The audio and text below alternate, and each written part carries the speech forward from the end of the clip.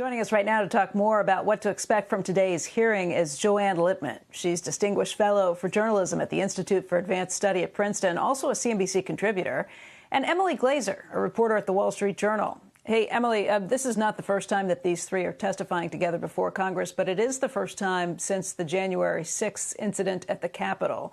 How much does that turn up the heat? Indeed, Becky, I think it's going to be really intense. I mean, we saw the way that social media connected different messages ahead of the Capitol riot. And we know that Facebook groups, in fact, one of its products actually did have research internally that it was spreading highly partisan messages. Now, some of the platforms have clamped down even further. Facebook made more rules about groups. Last month, Mark Zuckerberg said it would reduce exposure to political content.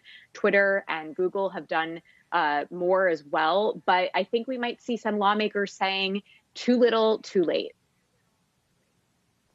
Joanne, we talked a little bit about the differences on the two sides, but the Democrats see this problem from one perspective. The Republicans see it from an entirely different perspective. I wonder if that means that these companies will be able to escape more regulation because Congress isn't going to be able to agree on legislation potentially. What do you think?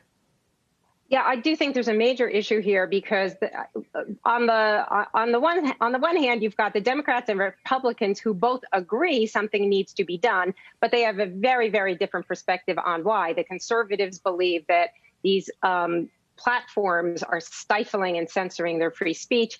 The Democrats believe that actually what's happening is it's enabling this spread of misinformation. But, you know, I think, Becky, there's another point here that I think has become much more sharp that I would love to see Congress dive into a little bit more. We talk a lot about Section 230, but in fact, there's some other stuff going on here. You know, I think sometimes it's a little bit of a smokescreen. Like Mark Zuckerberg gets out there and says, how are we going to moderate all this content? There's billions and billions of posts. We can't possibly do that. So we shouldn't be liable if things slip through the cracks. But in fact, there's new research that's just come out that shows, for example, that there were just 12 individuals who were responsible for 60% of the misinformation about vaccines that's out there. I saw that.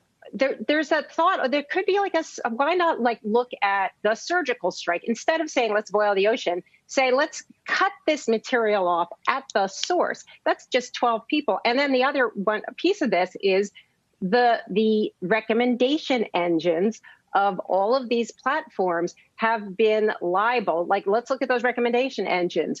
You know, a lot of the extremists who end up in these conspiracy theorist groups on Facebook are recommended by Facebook. They didn't know about them. And there was a study a few years ago, 64% of people who ended up in these extremist groups got there because Facebook recommended it to them. And then YouTube has a huge issue where people end up going down the rabbit hole of conspiracy theories because YouTube continues to recommend this content to them.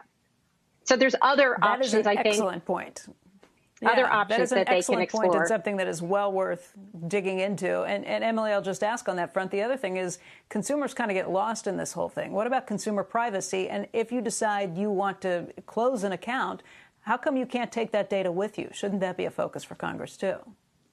Well, I think that Congress will definitely ask about privacy, and it will also ask about antitrust. What we've seen in these hearings in the past is that they're often slated for a particular topic, but because the tech giants are under so much scrutiny, other matters come up. And the congressmen and congresswomen have to show their constituents that they're doing that.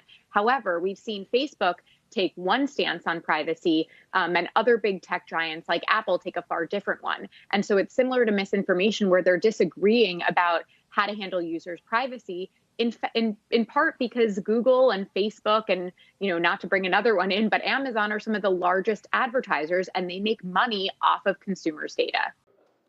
Shepard Smith here. Thanks for watching CNBC on YouTube.